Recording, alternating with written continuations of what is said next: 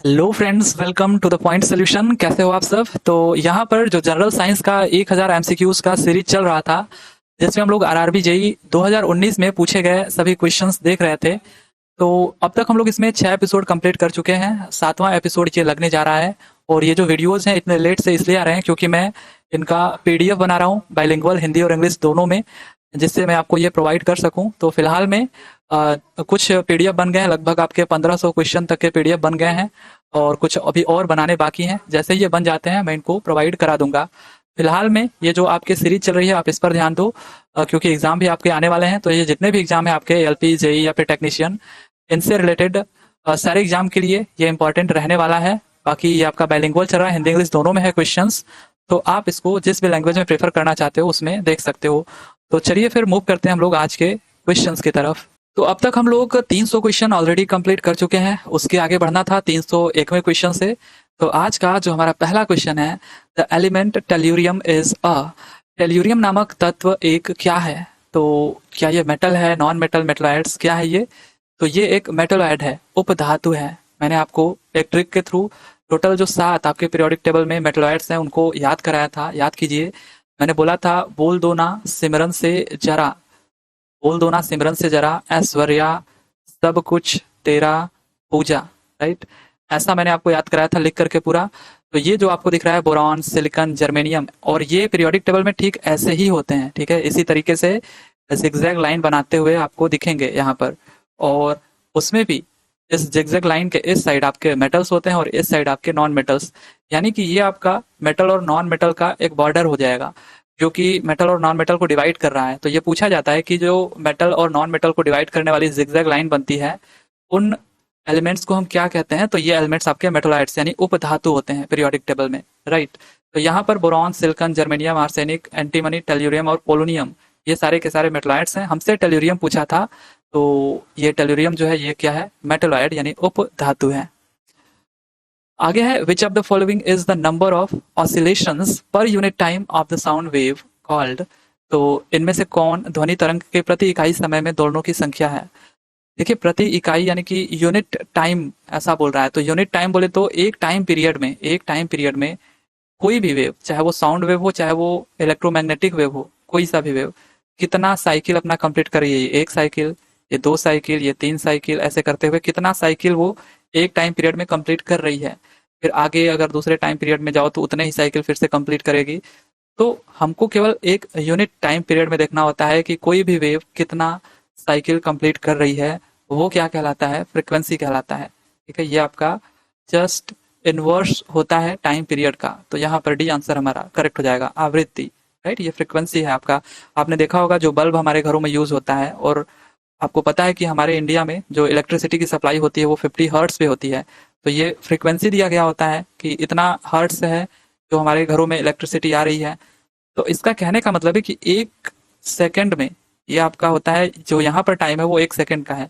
एक सेकंड में ये 50 साइकिल्स अपना कंप्लीट कर लेती है। जो बिजली आपकी आ रही है, जो भी इसमें वेव्स बन रहे हैं, साइनोसॉइडल बन रहे हैं, तो ये टोटल 50 साइकिल कंप्लीट कर लेती है मात्र एक सेकंड में। इसीलिए जो पहले 100 वाट का बल्ब आता था, आपको ध्यान तो नहीं पड़ता होगा, लेकिन वो एक सेकंड में 100 बार, सॉरी 50 बार जलता है। जैसे देखिए यहाँ पर ऑन का ये है और ये ऑफ का। ठीक है, ऑन ऑफ ऐसे 50 बार ऑन, 50 बार ऑफ होता है। और आपको पता नहीं चलता क्योंकि इतना वो तेज होता है। एक ही सेकंड में कोई चीज 50 बार ऑन ऑफ हो जाएगा तो आपको जो ब्राइट वाली चीज है यानी जो जलती हुई चीज है वो दिखेगी। तो आपको हमेशा बल्ब जलता हुआ दिखता है। राइट, तो ये है आपका फ्रीक्वेंसी।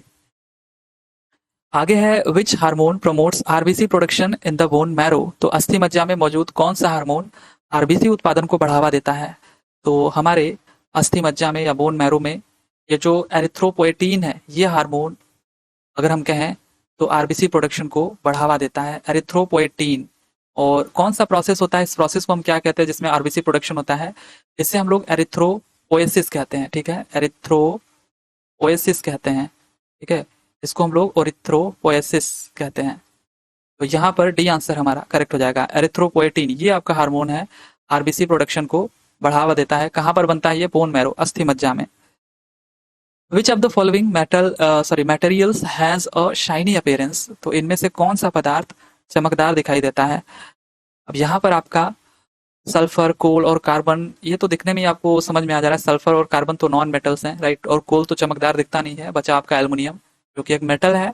और मेटल्स की एक प्रॉपर्टी ये भी होती है कि ये शाइनी होते हैं in comparison to non metals, और साथ ही साथ ये मैलेबल होते हैं, डक्टाइल होते हैं। तो काफी सारी प्रॉपर्टीज हैं जिनमें आपका शाइनी अपीयरेंस भी एक प्रॉपर्टी होता है मेटल्स का। तो ये आंसर हमारा यहाँ पर करेक्ट हो जाएगा, एल्युमिनियम। आगे है, on which of the following principle does the human eye work. तो मानव की आंख निम्न में से किस सिद्धांत पर काम करती है। तो जो हमारी आंख होती है वो रिफ्रैक्शन ऑफ लाइट, यानी कि जो लाइट एंटर करती है हमारी आंखों में, ऐसा तो है नहीं कि वो रिफ्लेक्ट कर जाती है। मतलब यहाँ पर अगर हम बात करें तो हमारी आंखों में ये लाइट एंटर करा, और ऐसा तो है नहीं कि यहाँ से फिर रिफ्लेक्ट कर जाती है।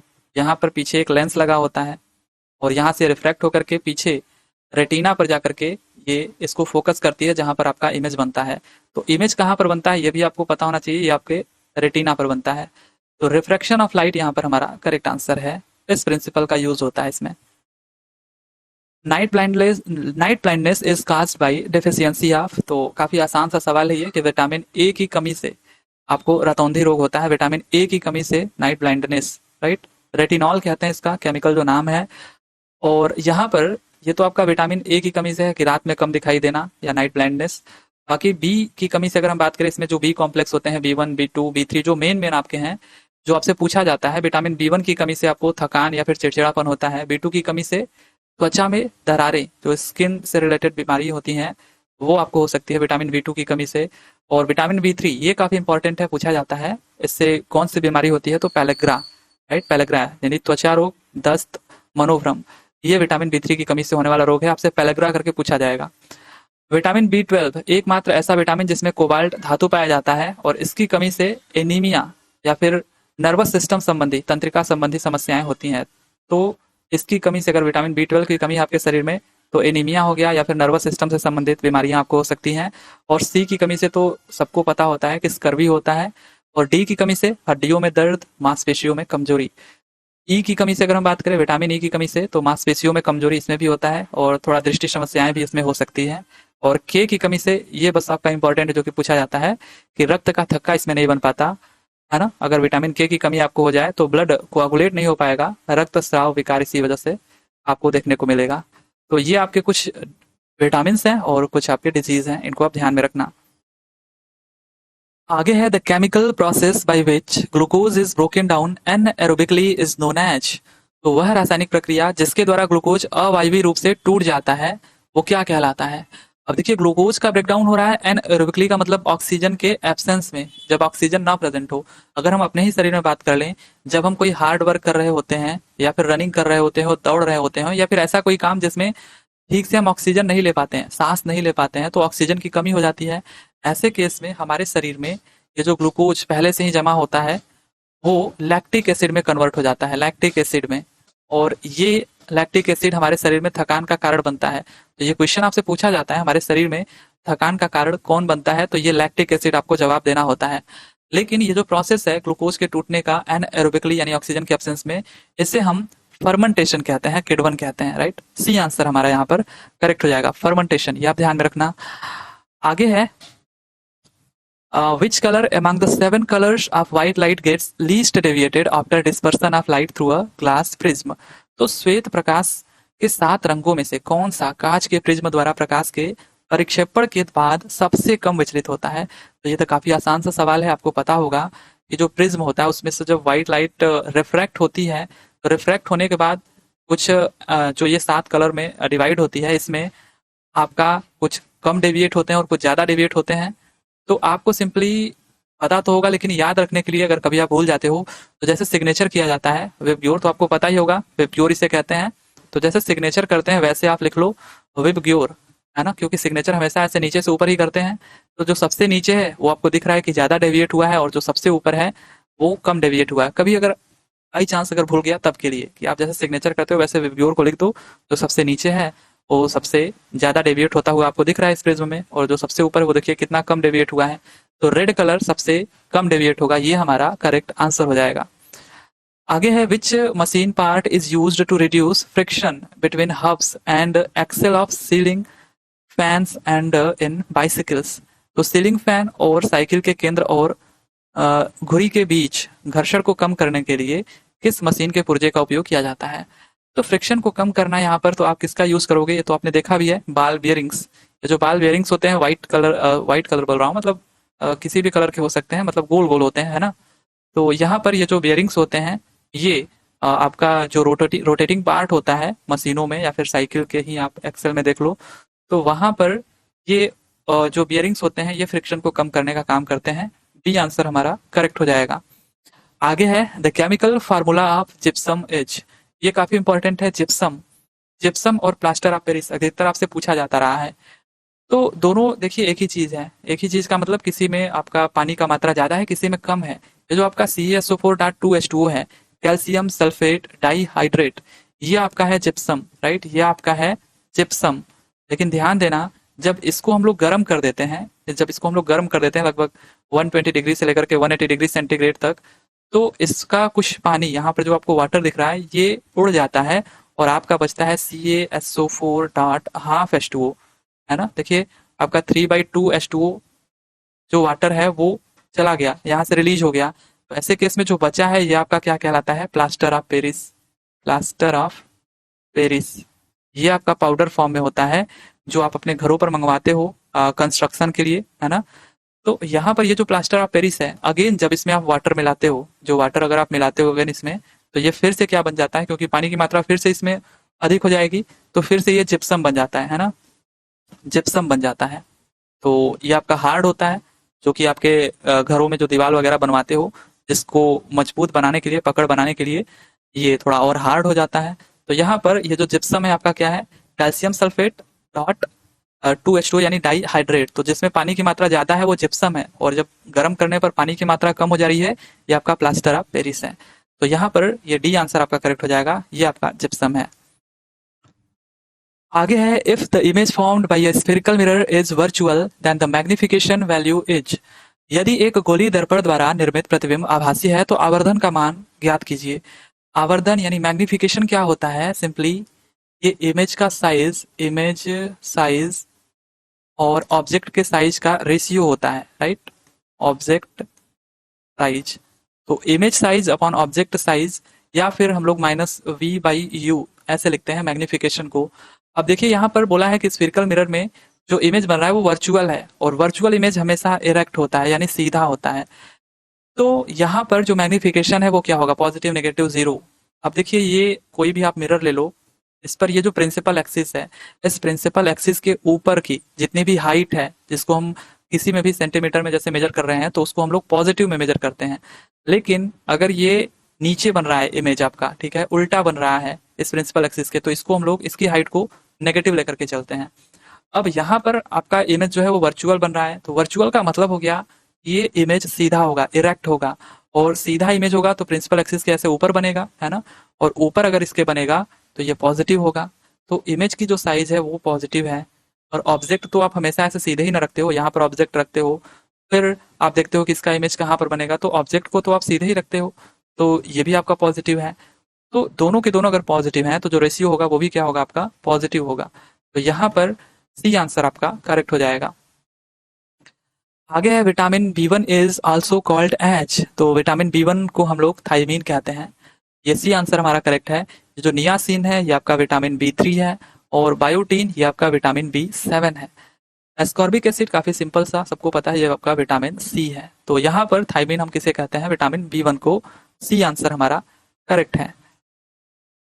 आगे है AIDS virus destroys the bodies. तो एड्स का विषाणु शरीर में किसको नष्ट कर देता है? तो ये हमारे इम्यून सिस्टम को नष्ट करता है, ठीक है। ये जो डी आंसर है हमारा करेक्ट है, प्रतिरक्षा तंत्र को डिस्ट्रॉय करता है, जो कि हमारे शरीर में रोगों से लड़ने की क्षमता विकसित करते हैं। बट ये जो आपका एड्स है ये इम्यून सिस्टम को ही डिस्ट्रॉय कर देता है।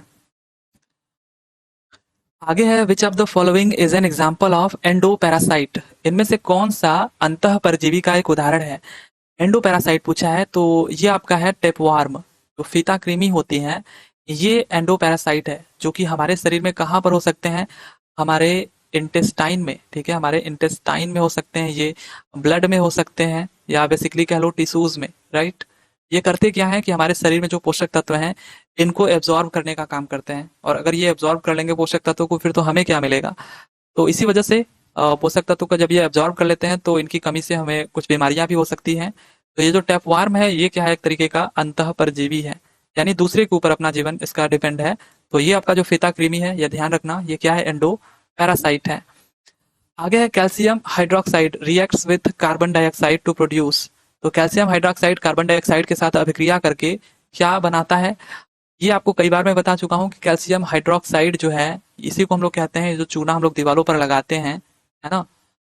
तो ये जब चूना दीवारों पर आप लगाते हो, अब इसको खुले में आपने छोड़ दिया तो हमारे एनवायरनमेंट में क्या है, कार्बन डाइऑक्साइड प्रेजेंट है, ऑक्सीजन प्रेजेंट है, लेकिन मेनली हम कार्बन डाइऑक्साइड की बात कर रहे हैं, क्योंकि ये कह रहा है जब कैल्शियम हाइड्रोक्साइड कार्बन डाइऑक्साइड से रिएक्ट करता है तो क्या होता है, जब ये कार्बन डाइऑक्साइड से रिएक्ट करता है, जो चूना आपने दीवारों पर लगाया है, तो बनता क्या है इससे, इससे बनता है कैल्शियम कार्बोनेट और water as a by product. तो कैल्शियम कार्बोनेट यही आपका होता है लाइम स्टोन, इसको हम लोग बोलते हैं लाइम स्टोन या संगमरमर भी कहते हैं। ये आपका शाइनी होता है, चमकदार होता है, जिसकी वजह से आप जब इसको देखो कि चूना लगा करके छोड़ दो तो कुछ देर बाद ये चमकने लगता है, जो दीवार पर आपने चूना लगाया था। तो ये आपका क्या कहलाता है, कैल्शियम कार्बोनेट, ठीक है, ये आपका कैल्शियम कार्बोनेट बन चुका होता है। तो ये आपका क्या है, एक साल्ट है, और ये आपका वाटर, तो बोथ साल्ट एंड वाटर ये दोनों बनता है, केवल साल्ट नहीं बल्कि साल्ट एंड वाटर दोनों बनता है। ये ए आंसर हमारा करेक्ट हो जाएगा। आगे है the number of protons in an atom of an element is equal to its. तो नंबर ऑफ प्रोटॉन ये हमारा क्या कहलाता है, एटॉमिक नंबर, राइट। तो यहाँ पर ये सी आंसर हमारा करेक्ट हो जाएगा कि एटॉमिक नंबर किसके बराबर होता है, जो नंबर ऑफ प्रोटॉन होते हैं न्यूक्लियस में, और प्रोटॉन प्लस न्यूट्रॉन ये दोनों मिलकर के क्या बना लेते हैं, एटॉमिक मास। एटॉमिक मास, इस पे आपके कोई ना कोई क्वेश्चन जरूर पूछ लिया जाता है। आगे है atoms of the same element or different elements can join together to form. तो अगर एटम्स है, एटम्स काफी सारे एटम्स हैं किसी अदर एलिमेंट के या फिर सेम एलिमेंट के, तो वो मिलकर के क्या बनाते हैं, ये मिलकर के मॉलिक्यूल बनाते हैं, अणु बनाते हैं, है ना। कई सारे एटम्स मिलकर के, जैसे H2O है, H2O में हाइड्रोजन हाइड्रोजन के 2 एटम हैं और ऑक्सीजन का 1 एटम है, ये मिलकर के पानी बनाया, तो ये एक तरीके का क्या हुआ, मॉलिक्यूल हुआ, अणु हुआ। तो यहाँ पर ये बी आंसर हमारा क्या हो जाएगा, करेक्ट हो जाएगा। आगे है which of the following fossil fuels has butane as its main constituent. तो इनमें से किस जीवाश्म ईंधन में ब्यूटेन इसका मुख्य घटक होता है। देखिए जो एलपीजी होता है, इसका जो मेन कंपोनेंट होता है वो ब्यूटेन और प्रोपेन, ये दोनों होते हैं, ठीक है, ब्यूटेन और प्रोपेन। तो यहाँ पर जो आपका करेक्ट आंसर हो जाएगा एलपीजी। एलपीजी, हालांकि इसके 2 मेन कंपोनेंट जो है वो ब्यूटेन और प्रोपेन है, हमसे ब्यूटेन पूछा था, एलपीजी आपका करेक्ट आंसर है। नेचुरल गैस पूछता तो इसका जो मेन कंपोनेंट है वो मेथेन है।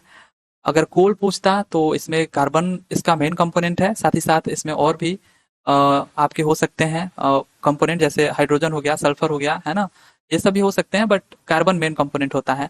फिलहाल में एलपीजी, एलपीजी का 2 मेन कंपोनेंट ब्यूटेन और प्रोपेन, ये आपको ध्यान में रखना है क्योंकि ये कई बार आपसे पूछा गया है। आगे है fluorine consists of dash carbon atoms. तो ये जो फ्लोरीन है, फ्लोरीन नहीं फ्लोरीन, इसमें कितने कार्बन परमाणु होते हैं, तो इसमें टोटल 60 कार्बन एटम्स होते हैं। सी आंसर हमारा करेक्ट है। जैसे डायमंड और ग्रेफाइट कार्बन के एलोट्रॉप्स हैं, वैसे ही ये आपका जो फ्लोरीन है ये भी कार्बन का ही एलोट्रॉप है, जिसमें टोटल कार्बन के 60 एटम्स मौजूद हैं। C60 से इसको डिनोट करते हैं। सी आंसर हमारा करेक्ट हो जाएगा। आगे है ethanoic acid is commonly called. Ethanoic acid को ही हम लोग एसिटिक एसिड कहते हैं। ये जो आपका CH3COOH है, ये आपका एथेनोइक एसिड है, जो कि कार्बोक्सिलिक ग्रुप का सदस्य है। तो एसिटिक एसिड को ही हम एथेनोइक एसिड कहते हैं। आगे है which of the following nerves is responsible for the sense of taste. तो इनमें से कह रहा है स्वाद को परखने के लिए कौन सी तंत्रिका उत्तरदायी है, स्वाद को टेस्ट के लिए। तो हिंदी में तो आपको दिख रहा है कि जिह्वा ग्रसनी तंत्रिका, है ना, बट इंग्लिश में अगर आपको लिखा हुआ आ जाए तो ये आपका होता है ग्लासोफेरिंगियल नर्व, ठीक है। जो आपका ग्लासोफेरिंगियल नर्व है ये टेस्ट के सेंस के लिए जिम्मेदार होता है। तो सी आंसर हमारा करेक्ट है। ऑल्फैक्टरी नर्व जब भी आप सुनो तो ये सूंघने से रिलेटेड है, ठीक है, ये स्मेल को सेंस करने का काम करता है, ठीक है, स्मेल को सेंस करने का काम करता है। ऑप्टिक नर्व और ये जो आपका ट्रॉक्लियर नर्व है, ये दोनों के दोनों आंखों से रिलेटेड है, ठीक है, ये दोनों के दोनों आपकी आंखों से रिलेटेड नर्व हैं। यहाँ पर हमारा जो करेक्ट आंसर था ग्लासोफेरिंगियल या फिर जिह्वा ग्रसनी तंत्रिका, जो कि टेस्ट को सेंस करने के लिए यूज होता है। आगे है कि when the number of atoms of each element is the same on both side of the equation, it is it is an। तो ये क्या कहलाते हैं? तो कितना आसान सा सवाल पूछा गया था कि जब किसी समीकरण के दोनों ओर प्रत्येक तत्व के परमाणुओं की संख्या समान होती है तो ये बैलेंस्ड इक्वेशन कहलाता है। ए आंसर हमारा करेक्ट हो जाएगा। आगे है कि which part of the ear turns the sound vibrations to electrical signal. तो कान का कौन सा भाग ध्वनि कंपनों को विद्युत संकेतों में बदलता है? तो ये आपका होता है कॉक्लिया। कॉक्लिया, ये आंसर हमारा करेक्ट है। अगर आप देखोगे यहाँ पर थोड़ा सा, अगर मैं इसको बड़ा कर दूं तो ये आपको कॉक्लिया दिख रहा होगा। ये देखिए, ये जो आपको दिख रहा है ना ऐसे, ये आपका कॉक्लिया है। और ये जो कॉक्लिया है, ये जो भी आपको साउंड का वाइब्रेशन है, ठीक है, साउंड का वाइब्रेशन जो भी आप सुन रहे हो उसको इलेक्ट्रिकल सिग्नल में कन्वर्ट करने का काम करता है, राइट, इलेक्ट्रिकल सिग्नल में। आपको ध्यान में रहेगा, ये जो कॉक्लिया है ये साउंड वाइब्रेशंस को इलेक्ट्रिकल सिग्नल में कन्वर्ट करने का काम करता है। आगे है which of the following will shows Tyndall effect. अब निम्नलिखित में से कौन टिंडल प्रभाव को दर्शाता है? ये टिंडल इफेक्ट हमको कब देखने को मिलता है? ये तब देखने को मिलता है जहां पर कोलाइडल, ठीक है, कोलोइडल, जहां पर कोलोइडल पार्टिकल्स हो। ये कोलाइडल पार्टिकल्स क्या करते हैं? ये जो कोलाइडल पार्टिकल्स होते हैं इन पर जब लाइट रेज को आप डालते हो, ठीक है, प्रकाश को डालते हो, तो ये प्रकाश की किरणों को बिखेर देते हैं। जैसे दूध में भी कोलाइडल पार्टिकल होते हैं, जो मिल्क है इनमें कोलाइडल पार्टिकल्स फैट के या फिर प्रोटीन के रूप में होते हैं, ठीक है। ये आपके जो कोलाइडल पार्टिकल्स हैं, जैसे इस पर प्रकाश आप डालते हो, कोई भी रे ऑफ लाइट डालते हो तो ये उसको बिखेर देता है, जहां पर आपको ये टिंडल इफेक्ट देखने को मिलता है, ठीक है। ये जो प्रकाश का बिखरना है इसे हम लोग टिंडल इफेक्ट बोलते हैं। तो ये आपको कहाँ पर देखने को मिलेगा इनमें से? तो ये दूध में आपको देखने को मिलेगा। सी आंसर हमारा करेक्ट है। आप देखते हो बादलों के पीछे भी जब सूर्य का प्रकाश जो आपको दिखता है, जब सूर्य भगवान बादल के पीछे चले जाते हैं तो यहाँ पर भी प्रकाश आपको बिखरती हुई नजर आती हैं। तो ऐसे जितने भी जगह हैं जहाँ पर प्रकाश आपको बिखरती हुई दिखती हैं वो कोलाइडल पार्टिकल्स की वजह से होते हैं, और इस तरीके से सूर्य के प्रकाश के बिखरने को हम टिंडल इफेक्ट कह देते हैं। तो यहाँ पर सी आंसर आपका करेक्ट है। आगे है edible part of banana is. तो केले का खाने योग्य हिस्सा क्या कहलाता है? तो ये आपका कहलाता है एंडोकार्प या फिर मेसोकार्प। तो अंतः फलवित्ती या फिर मध्य फलवित्ती, ये बनाना का एडिबल पार्ट होता है। सी आंसर हमारा करेक्ट है। ध्यान में रहेगा एंडोकार्प और mesocarp. What is the weight of an object. किसी वस्तु का भार क्या होता है? भार का मतलब ऐसा नहीं है, यहाँ पर देखिए फिजिक्स और केमिस्ट्री में अलग अलग चीजें होती हैं। जब हम फिजिक्स में देखते हैं तो जो वेट होता है, जो वेट, इसका जो यूनिट होता है वो न्यूटन हो जाता है, ठीक है। क्यों? क्योंकि ये एक तरीके का फोर्स है। कैसा फोर्स है? जो आपका ग्रेविटेशनल फोर्स लग रहा है या फिर जो फोर्स ऑफ ग्रेविटी है। जैसे यहाँ पर अगर हम किसी चीज को ऐसे हैंग कर देते हैं, लटका देते हैं कोई ऑब्जेक्ट को, तो हमेशा चाहता है कि नीचे की तरफ आए, यानी वो इस अर्थ के थ्रू अट्रैक्टेड रहता है। तो इसका जो भी मास है, अगर मास इसका m है तो इस पर एक ग्रेविटेशनल फोर्स काम कर रहा है जो कि आपका g है, ठीक है, जहां पर एक्सेलरेशन ड्यू टू ग्रेविटी क्या है? g है। तो ये जो ग्रेविटेशनल फोर्स है इसको हम लोग क्या कहते हैं? mg। तो ये आपका क्या है? बेसिकली वेट होता है, ठीक है। जैसे आप अगर अपने हाथ में कोई भी सामान लेकर के ऐसे खड़े हो तो होगा क्या कि इसका मास तो सेम है बट इस पर एक ग्रेविटेशनल फोर्स काम कर रहा होता है, इस पर एक ग्रेविटी लग रही होती है, acceleration due to gravity G, जिसकी वजह से आप देखोगे कि कुछ देर तक खड़ा रहने पर आपको लगता है कितना भारी होता जा रहा है, यानी जो इसका वेट हो आपको लगता है कितना बढ़ता जा रहा है, आपका हाथ दर्द करने लगता है। तो ये एक तरीके का फोर्स है, ठीक है। इस वजह से फिजिक्स में हम भार को ऐसे केजी में लेकर के नहीं चलते हैं, बल्कि इसका यूनिट न्यूटन होता है, ठीक है, जो वेट होता है। तो यहाँ पर यह वह बल है जिसके साथ यह पृथ्वी की ओर आकर्षित होता है। ये डी आंसर आपका करेक्ट हो जाएगा। आगे है what are the names of the 3 bones in the middle ear. तो मध्य कर्ण में 3 हड्डियों के नाम क्या क्या हैं? हैमर, एनविल और स्टीरअप। ये आपका करेक्ट आंसर हो जाएगा। ये आपका जो दिख रहा है ये आपका आउटर ईयर है, ये आपका मिडिल ईयर, ये आपका इनर ईयर। इनर ईयर में हमने देखिए कॉक्लिया का बात किया था अभी थोड़ी देर पहले, लेकिन जो मध्य कर्ण होता है, जो मिडिल ईयर वाला पार्ट है, यहाँ पर आपको थोड़ा अगर हम बड़ा कर दे इसको तो ये आपको दिख जाएगा। ये आपका देखिए हैमर है, इसको मेलियस भी कहते हैं, हथौड़े के तरह होता है, हथौड़े के जैसा। और ये आपका इनकस है और ये आपका स्टेपीज है, ठीक है, जो सबसे छोटी हड्डी होती है हमारे शरीर की, जो कि हमारे मिडिल ईयर मध्य कर्ण में पाई जाती है। तो हैमर, एनविल और स्टीरअप ये आपका करेक्ट आंसर हो जाएगा। आगे है which of the following is the first member of alkyne homologous series. अब इनमें से कौन सा एल्काइन सजातीय श्रृंखला का पहला सदस्य है? एल्काइन, देखिए यहाँ पर अगर आपने ए एल के लिख दिया, ठीक है, और ए एल के, और उसके बाद अगर आपने ए एन ई लगा दिया, ई एन ई लगा दिया, फिर वाई एन ई लगा दिया, तो एल्केन एल्कीन एल्काइन बन गया। और ये मैं आपको कई बार बता चुका हूँ, इसका फार्मूला CnH2n+2 होता है। यहाँ पर देखिए दो, यहाँ पर हमने लिखा है +2। अब जैसे हम दो कम करते हैं, CnH2n, दो हमने कम कर दिया तो ये एन से इन बन गया। दो और कम कर दो, CnH2n, ये H2n में दो और घटा दो तो ये एल्काइन बन गया। और हमसे पूछा भी है एल्काइन, तो इस एल्काइन होमोलॉगस सीरीज का पहला मेंबर कौन होगा?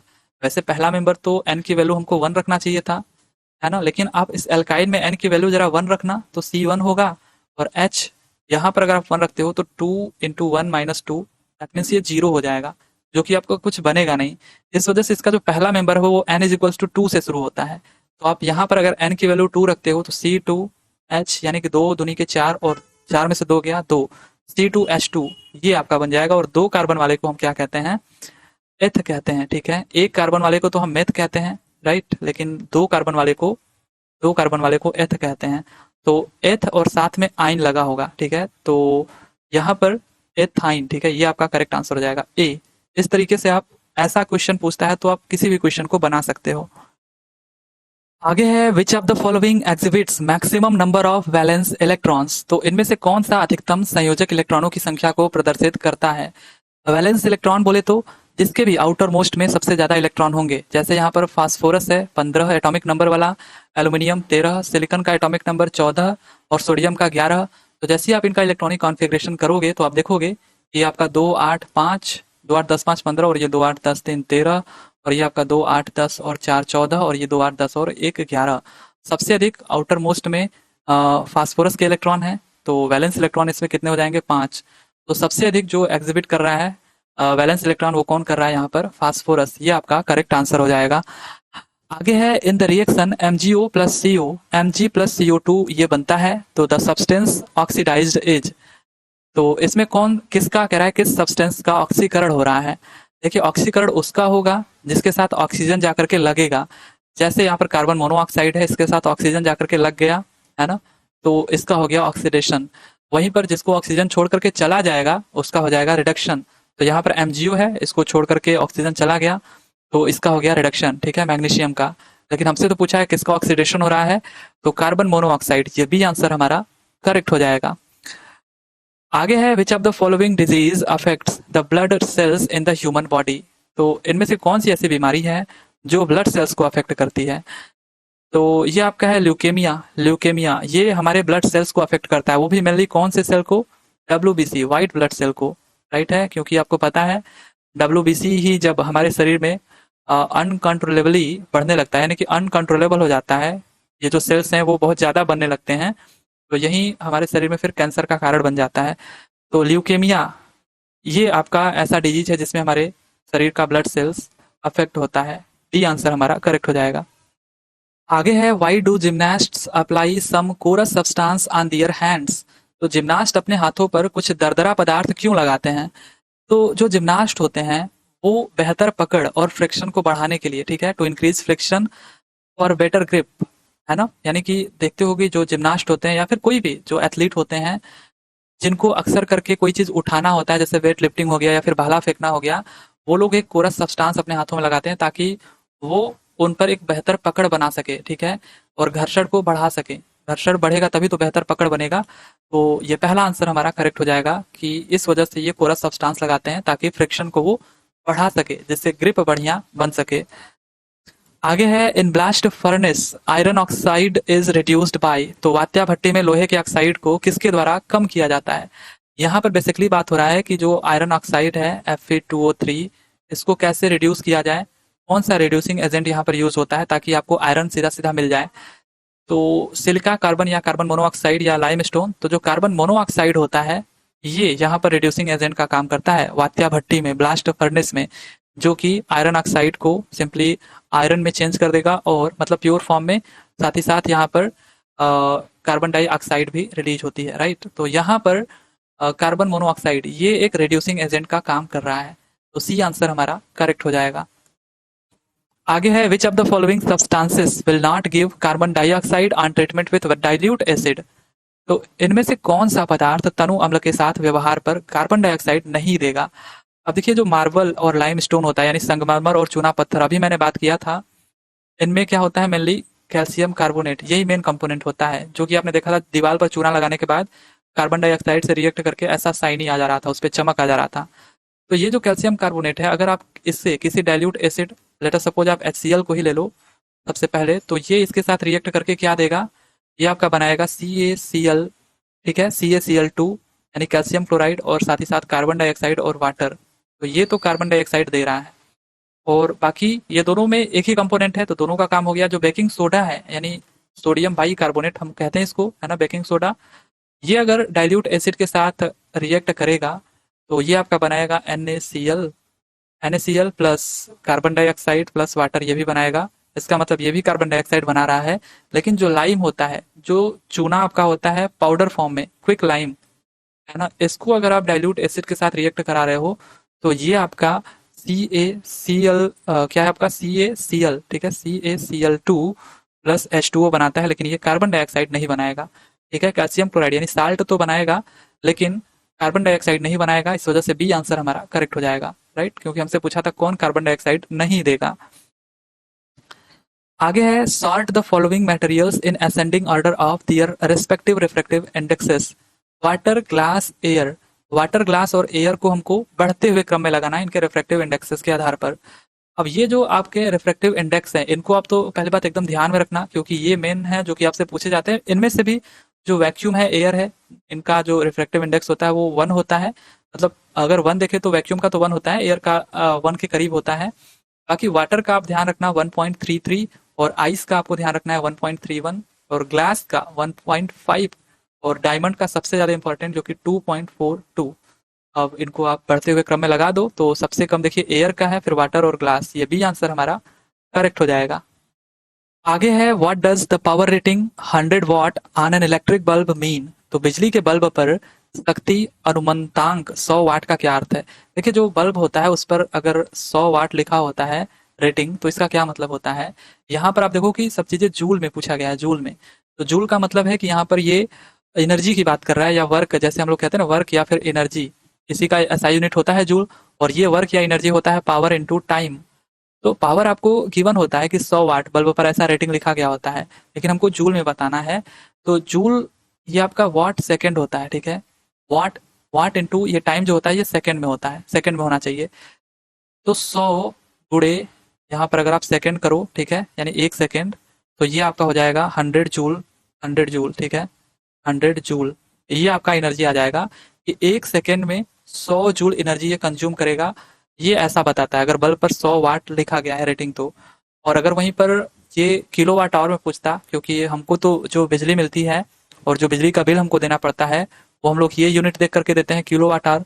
तो अगर आप 100 वाट को किलो वाट में बदलोगे तो ये 0.1 हो जाएगा, और 0.1 किलो वाट आवर जो है ये आपका क्या कहलाएगा, 0.1 यूनिट, यानी 0.1 यूनिट आपका खर्च होगा 1 घंटे में, ठीक है, यानी 1 घंटे में 100 वाट पावर कंज्यूम कर रहा है, या कह लो 1 घंटे में ये 0.1 यूनिट एनर्जी कंज्यूम कर रहा है, या फिर आप कह लो कि 1 सेकंड में ये 100 जूल एनर्जी कंज्यूम कर रहा है, जूल में अगर आपको बताना होगा तब।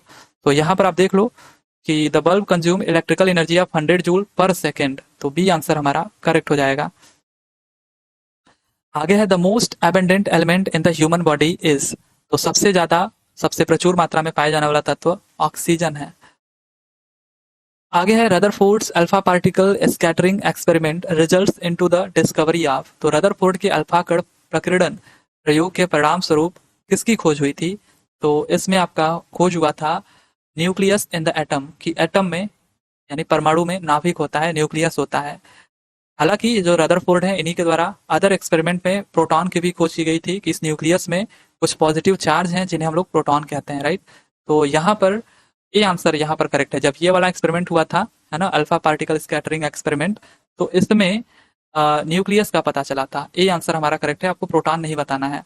बाकी इलेक्ट्रॉन जे थॉमसन के द्वारा, है ना, न्यूट्रॉन जेम्स चैडविक के द्वारा, और प्रोटॉन तो रदरफोर्ड के द्वारा हुआ ही था।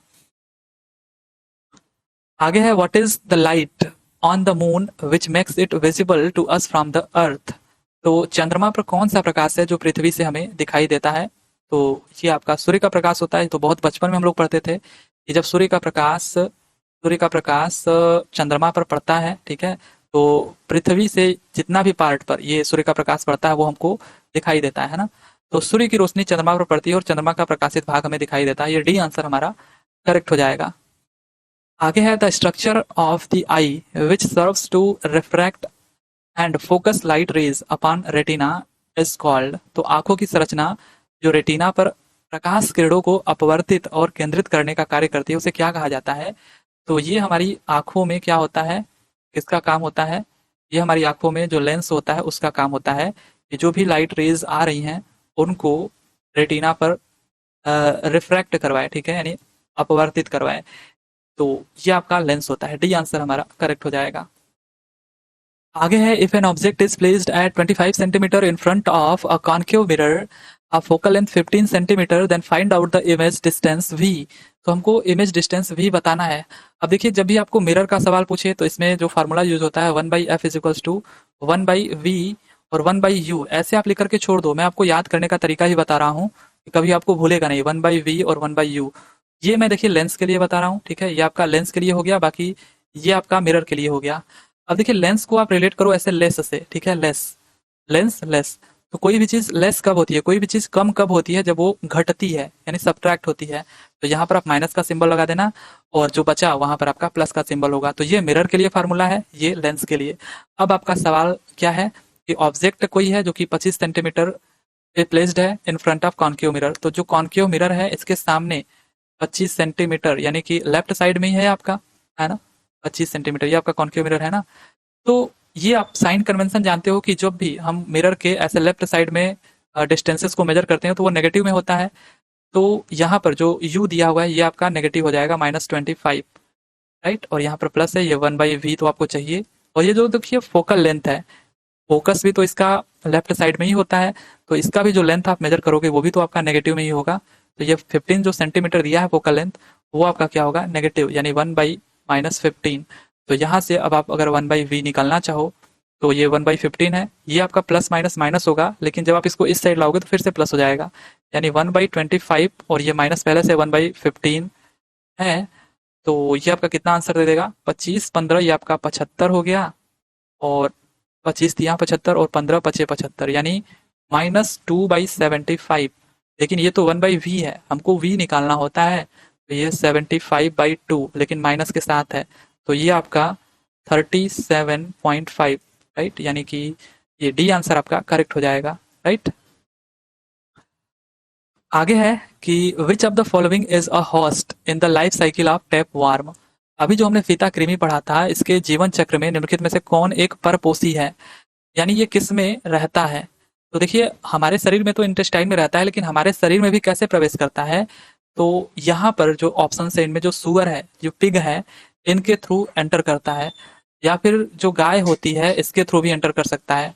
जब भी हम लोग इनका मांस का सेवन करते हैं, इसके मांस का सेवन करते हैं, तो इनके थ्रू ये जो टेप वार्म है वो हमारे इंटेस्टाइन वगैरह में आ जाता है या ब्लड वगैरह में आ जाता है। तो यहाँ पर पूछ रहा है which of the following is a host in the life cycle of tape warm. तो यहाँ पर आपका सुअर, ये पिग आपका करेक्ट आंसर हो जाएगा, राइट। आगे है niacin is a form of. Niacin इनके में से किसका एक रूप है, तो ये विटामिन B3 का, ये आंसर हमारा करेक्ट है। विटामिन B2 को हम लोग राइबोफ्लेविन कहते हैं, B4 कुछ नहीं है यहाँ पर, B1 को हम लोग थाइमिन कहते हैं, राइट। तो B3 ये आपका नियासिन है। आगे है what happens to the resistance of all pure metals on rising the temperature. तापमान बढ़ाने पर सभी शुद्ध धातुओं के प्रतिरोध क्या होते हैं। तो टेम्परेचर बढ़ाने पर रेजिस्टेंस बढ़ता है।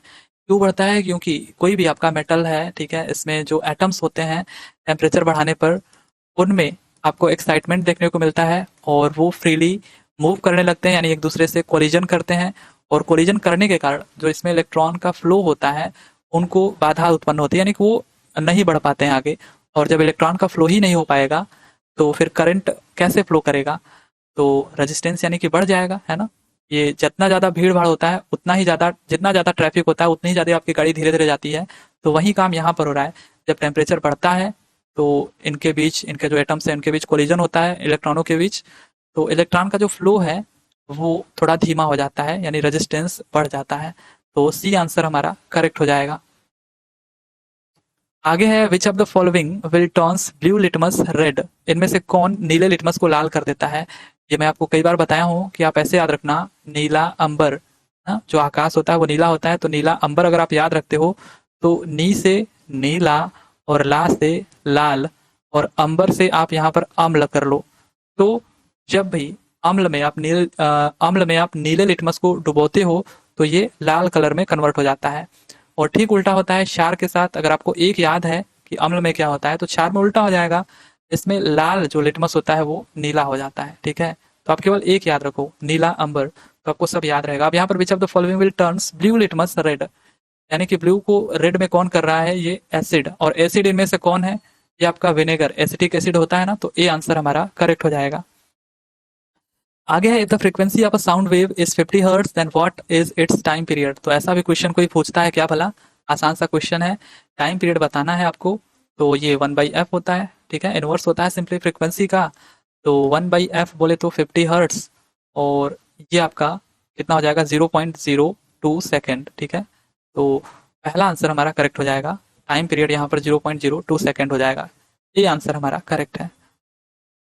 आगे है कोवैलेंट कंपाउंड्स, ये जो सहसंयोजक यौगिक होते हैं ये क्या होते हैं, have low melting point and boiling point. बिल्कुल, इनका जो बॉइलिंग पॉइंट है और मेल्टिंग पॉइंट ये काफी लो होता है, और are poor conductors of electricity, ये उतना अच्छा कंडक्टर नहीं होते हैं इलेक्ट्रिसिटी के, जो कोवैलेंट बॉन्ड होते हैं।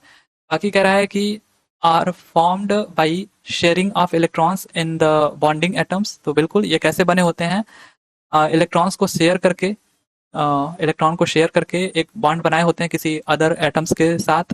तो ये सारे के सारे आपके करेक्ट हैं, डी आंसर हमारा करेक्ट हो जाएगा, राइट, सभी विकल्प यहाँ पर सही हैं। आगे है the chemical symbol P stands for, तो ये भी मतलब वही टाइम पास वाला क्वेश्चन हो गया।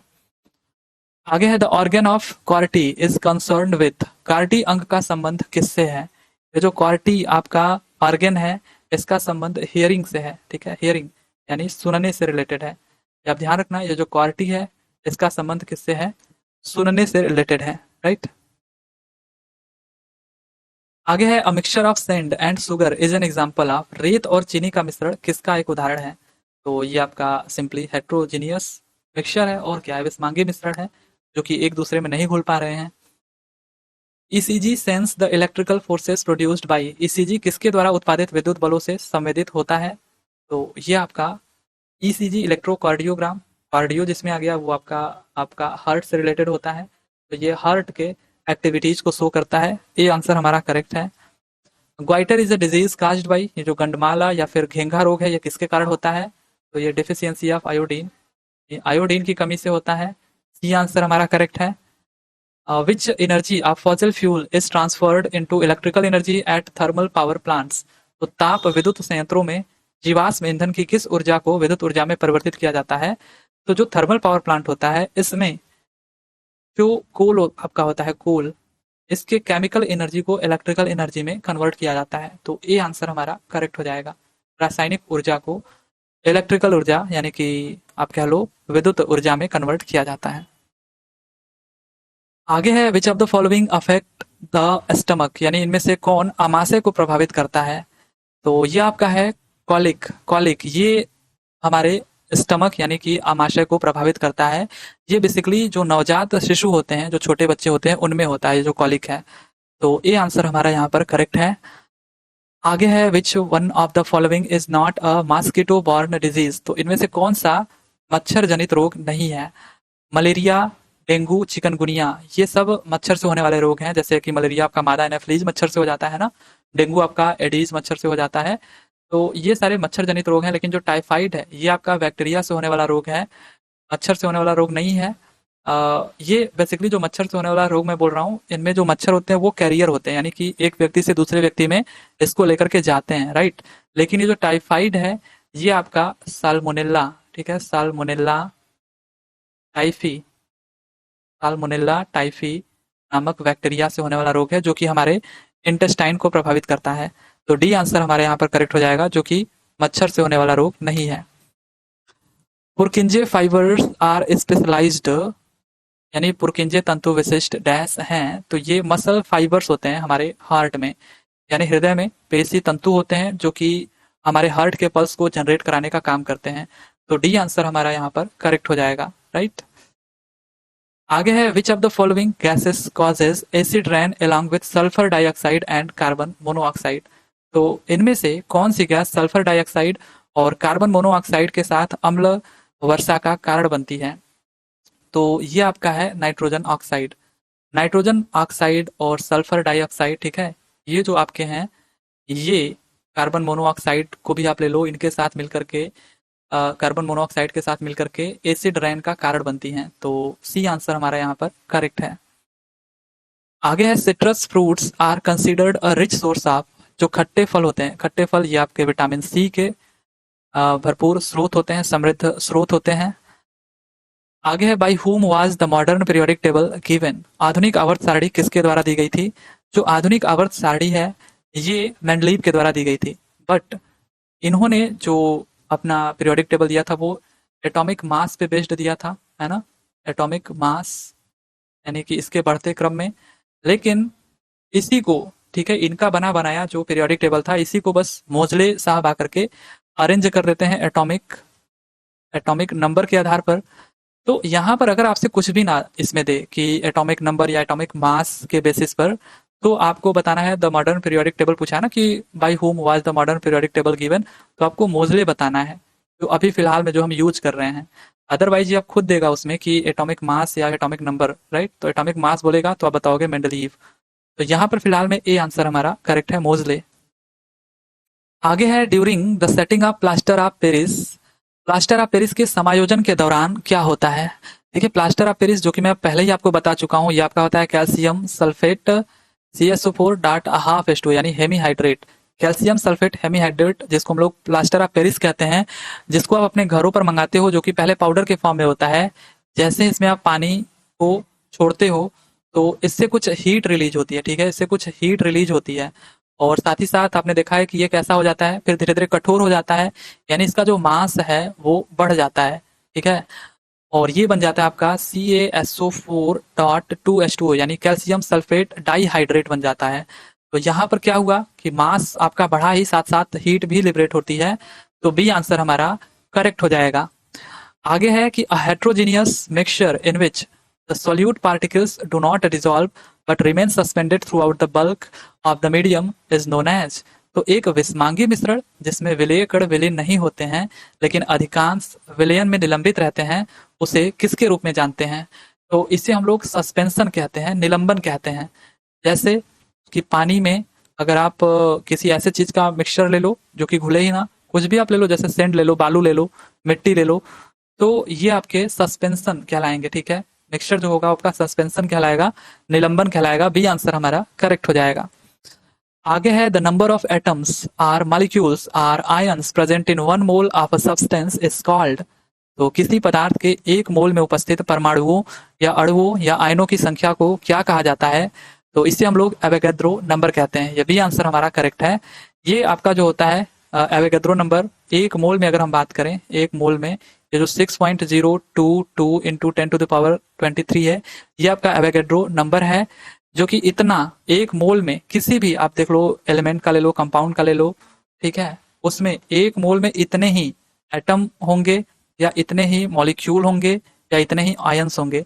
जैसे आपका एक दर्जन में 12 चीजें ही होती हैं, चाहे वो आपका कुछ भी हो, चाहे वो आपका केला हो, बनाना हो, चाहे वो आपका पेन हो, ठीक है, कलम हो, जो भी हो, लेकिन वो 12 ही होते हैं एक दर्जन में। वैसे ही 1 मोल में किसी भी एलिमेंट के, किसी भी कंपाउंड के 1 मोल में इतने ही एटम, मॉलिक्यूल या आयंस होते हैं, जिसमें ये जो आपका है, ये आपका क्या कहलाता है?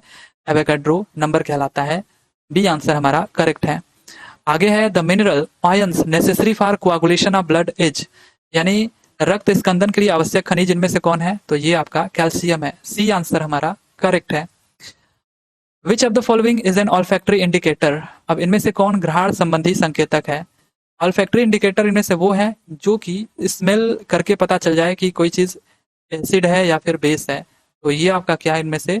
वेनिला, ये आपका एसिड में मिलाओगे तो कुछ अलग ही गंध देगा, बेस से मिलाओगे तो कुछ अलग ही गंध देगा। तो ये डी आंसर हमारा करेक्ट है। आगे, how is the refractive index of a material related to the speed of light in air. तो रिफ्रैक्टिव इंडेक्स जो है वो कैसे रिलेटेड है, या फिर क्या उसका फार्मूला होता है, क्या रिलेशन होता है।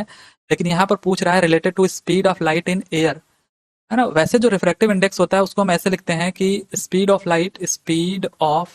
लाइट इन वैक्यूम, ठीक है, in vacuum upon speed of light हमें जिस भी मटेरियल का चाहिए होता है, speed of light in any material, ठीक है, एनी मटेरियल, जिस भी मटेरियल का हमको रिफ्रैक्टिव इंडेक्स चाहिए उसको नीचे रखते हैं और speed of light in vacuum इसको ऊपर रखते हैं, तो ये हमारा रिफ्रैक्टिव इंडेक्स पता चल जाता है। लेकिन यहाँ पर हमसे पूछा है related to speed of light in air, तो इस वैक्यूम की जगह पर आपको एयर बस रख देना है। तो रिफ्रैक्टिव इंडेक्स क्या हो जाएगा आपका, speed of light in air upon speed of light in material. तो सी आंसर हमारा करेक्ट हो जाएगा। आगे है the word aqueous is written in the reactant or product is present as A N. तो ये काफी सिंपल सा सवाल है। एक्वस का मतलब हो गया कि सॉल्यूशन इन वाटर, ये भी आंसर हमारा करेक्ट हो जाएगा। जल में विलयन, इसको हम लोग एक्वस लिखते हैं।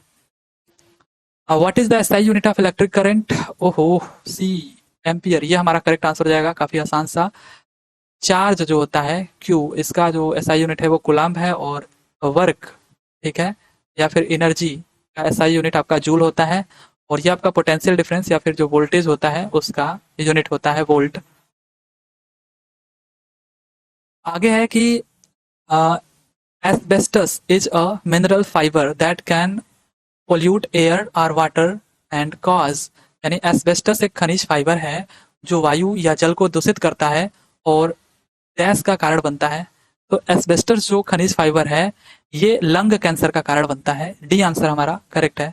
सॉरी, ये लंग कैंसर का नहीं बनता है, ये आपका बनता है एक्चुअली में, ये आपका लंग कैंसर के साथ साथ ये आपका मेसोथेलियोमा, ये भी आपका करेक्ट आंसर है, ठीक है। लंग कैंसर तो है ही, लेकिन मेसोथेलियोमा ये भी आप ध्यान में रखना। तो फेफड़ों का कैंसर, केवल इसी को आप टिक नहीं करेंगे, मेसोथेलिया और फेफड़ों का कैंसर ये आपका कारण बनता है एस्बेस्टस खनिज फाइबर से होने वाले रोग का, राइट। तो ए आंसर हमारे यहाँ पर करेक्ट है। आगे है which is the strongest bone in the human body. तो मानव शरीर की सबसे मजबूत अस्थि कौन सी है, तो ये आपका थाई बोन, जो जांग की हड्डी होती है, फीमर, ये सी आंसर आपका करेक्ट हो जाएगा। आगे है which of the following is a water borne disease. तो इनमें से कौन सा एक जल जनित रोग है, ये आपका जल जनित रोग है कॉलेरा विब्रियो कॉलेरा, बैक्टीरिया के द्वारा ये होने वाला रोग है, ठीक है। हैजा बैक्टीरिया से होने वाला एक रोग है। सी आंसर हमारा करेक्ट है, जो कि दूषित जल को पीने से हो सकता है। Due to which force does the moon move around the earth in its nuclear circular orbit. तो किस बल के कारण चंद्रमा पृथ्वी के परितः अपनी गोलाकार कक्षा में घूमता है, तो ये आपका हो जाएगा सेंट्रीपिटल फोर्स। ये डी आंसर हमारा करेक्ट है, अभिकेंद्री बल के कारण। Theory of natural selection was proposed by, ये प्राकृतिक वर्ण का सिद्धांत किसके द्वारा प्रस्तावित किया गया था, तो ये चार्ल्स डार्विन के द्वारा किया गया था। ये बी आंसर हमारा करेक्ट हो जाएगा। आगे है कि oxides of non metals are dash in nature, अधातुओं के ऑक्साइड की प्रकृति कैसी होती है। तो जितने भी अधातु होते हैं, अगर मैं हिंदी में लिखूं आपको, ठीक है, तो अधातु को आप रिलेट करना अम्ल से, अ से अधातु, अ से अम्ल। तो अम्ल के जो ऑक्साइड होते हैं, यानी एसिड के जो ऑक्साइड होते हैं, वो क्या होते हैं, नॉन मेटल होते हैं। जबकि जो क्षार के ऑक्साइड होते हैं, ठीक है ना, सॉरी मैं कुछ उल्टा ही बोल जा रहा हूँ, जो अधातु के ऑक्साइड होते हैं वो अम्ल होते हैं नेचर में, और जो धातु के ऑक्साइड होते हैं, धातु के ऑक्साइड वो कैसे होते हैं, वो नेचर में क्षारीय होते हैं। तो यहाँ पर ऑक्साइड्स ऑफ नॉन मेटल्स पूछा है, तो अधातु है, अधातु से अम्ल, अ से अधातु, अ से अम्ल, ये अगर आप ऐसे ध्यान में रखते हो तो आपको ध्यान में रहेगा। तो यहाँ पर देखिए ऑक्साइड्स ऑफ नॉन मेटल्स पूछा है, यानी अधातु का, तो ये नेचर में एसिडिक होते हैं, ये हमारा करेक्ट आंसर हो जाएगा। आगे है what is the relation between frequency v and the time period t of a sound wave. तो ये काफी आसान सा सवाल है। अगर फ्रीक्वेंसी v है तो टाइम पीरियड इसका इनवर्स हो जाएगा, ये v is equals to 1/t। C answer हमारा करेक्ट है। आगे है if both object distance u and image distance v from a concave mirror is -20 centimetre and both object size and image size is 4 centimetre, then what is the radius of curvature R of the mirror. तो ये सवाल जितना पढ़ने में कठिन है उतना answer देने में सरल है, इसको डायरेक्ट आप टिक कर सकते हो -20 सेंटीमीटर डी। क्योंकि मुझे पता है कि यहाँ पर बोला है बोथ ऑब्जेक्ट डिस्टेंस और image distance from a concave mirror is -20 centimetre. Concave mirror है यानी ऑब्जेक्ट जो है वो अगर यहाँ पर है -20 सेंटीमीटर पर, और इमेज भी जो है वो -20 सेंटीमीटर पर ही है। और ये भी बोला है साथ साथ कि both object size and image size are 4 centimetre, यानी कि जो इमेज का साइज है और ऑब्जेक्ट का साइज वो दोनों के दोनों क्या है 4 सेंटीमीटर हैं। तो रेडियस ऑफ कर्वेचर बताना है, तो रेडियस ऑफ कर्वेचर यहीं पर होगा, क्योंकि रेडियस ऑफ कर्वेचर पर अगर आप ऑब्जेक्ट को रखते हो और फोकस अगर यहाँ पर है तो आपको पता है कि पैरेलल जाने वाली रे फोकस से होकर के रिफ्लेक्ट होती है और फोकस से होकर के जाने वाली रे एस से रिफ्लेक्ट होती है। तो आप देखोगे थोड़ा आगे आकर के यहीं पर ये मिलेंगे, ठीक है। और जो साइज इस ऑब्जेक्ट का होगा वही इमेज का होगा, तो ठीक इसी के नीचे इन्वर्टेड इमेज बनती है। तो रेडियस ऑफ कर्वेचर अगर यहीं पर है तो इसका भी जो डिस्टेंस वो कितना हो जाएगा 20 सेंटीमीटर ही हो जाएगा। और आप देख रहे हो कि लेफ्ट साइड में है डिस्टेंस तो नेगेटिव होगा, हालांकि नेगेटिव तो सभी में दिया ही था, तो डी आंसर हमारा करेक्ट हो जाएगा। आगे है कि विच ऑर्गेनिज्म काज इनफेक्शियस डिजीज। निम्नलिखित में से कौन से जीव संक्रामक रोग उत्पन्न करते हैं। तो संक्रामक रोग इनमें से कौन से उत्पन्न करेंगे, जो वॉर्म्स होते हैं, क्रीमी या वायरसेस या प्रोटोजोआ, तो सारे के सारे ये जो जीव आपके हैं वो संक्रामक रोग उत्पन्न करेंगे। तो सी आंसर हमारा करेक्ट हो जाएगा। आगे है the greatest quantity of air that can be expelled after a maximum inspiratory effect is. अधिकतम श्वास प्रभाव के बाद बाहर निष्कासित की जा सकने वाली वायु की अधिकतम मात्रा क्या है। देखिए जब आप सांस लेते हो तो कई तरीके से आप सांस ले सकते हो। तो नॉर्मली जब आप बैठे रहते हो तो सांस लेते हो बाहर छोड़ते हो, लेते हो बाहर छोड़ते हो, तो वो तो नॉर्मल हो गया, राइट। लेकिन अब ऐसी कंडीशन बनती है कि बहुत गहरी आप सांस लेते हो और फिर वो पूरे सांस को आप बाहर छोड़ देते हो। तो ऐसे केस में ये जो आपने अंदर सांस लिया है, जो ऑक्सीजन आपने लिया है, उसका जो वॉल्यूम है, इसको हम लोग क्या कहते हैं, इसको हम लोग वाइटल वॉल्यूम कहते हैं। ये प्राणघार आयतन, ये सी आंसर आपका करेक्ट है, प्राणाघार आयतन हिंदी में कहते हैं। लेकिन जो आप नॉर्मली सांस लेते हो, अंदर लेते हो और फिर बाहर छोड़ देते हो, इससे हम लोग केवल टाइडल वॉल्यूम कहते हैं, राइट। टाइडल वॉल्यूम जब आप नॉर्मली सांस लेते हो तो, और जब आप गहरी सांस लेते हो फिर बाहर छोड़ते हो तो यहाँ पर जो वॉल्यूम ऑक्युपाइड होता है उसे हम लोग क्या कहते हैं, वाइटल वॉल्यूम। तो इसको आप ध्यान में रखना, राइट। आगे है during a chemical reaction atomic number, यानी एक रासायनिक अभिक्रिया के दौरान परमाणु क्रमांक क्या होता है। ड्यूरिंग केमिकल रिएक्शन जो एटॉमिक नंबर है वो बदलता नहीं, यानी कि रिमेन द सेम। ये बी आंसर हमारा करेक्ट हो जाएगा, यानी ये समान रहता है, ऑब्वियसली बदलेगा थोड़े ना।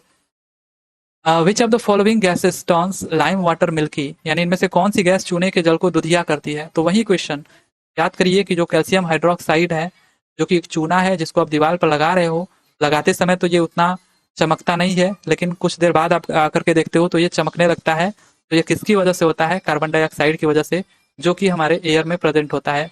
तो ये कार्बन डाइऑक्साइड से रिएक्ट करके क्या बना लेता है, कैल्शियम कार्बोनेट, जिसे हम लोग क्या कहते हैं, दुधिया कह देते हो, ठीक है, लाइम वाटर कह देते हो आप इसी को। तो कार्बन डाइऑक्साइड, ये डी आंसर हमारा करेक्ट हो जाएगा। आगे है what is sponge, what is a sponge in biology. जीव विज्ञान में स्पॉन्ज क्या है। तो ये आपका जो स्पॉन्ज है ये एक तरीके का एनिमल, यानी कि एक जंतु है। ये बेसिकली पोरीफेरा फाइलम से आने वाला एक जंतु है। जो स्पॉन्ज है ना, ध्यान में रखना, ये आपका पोरीफेरा फाइलम का, ठीक है, पोरीफेरा फाइलम का जीव है। तो सी आंसर हमारा करेक्ट हो जाएगा। आगे है विच vaccine is used for the prevention of tuberculosis. तो आसान सा सवाल है, बी आंसर हमारा करेक्ट है, BCG, क्षय रोग की रोकथाम के लिए किस टीका का उपयोग किया जाता है, BCG।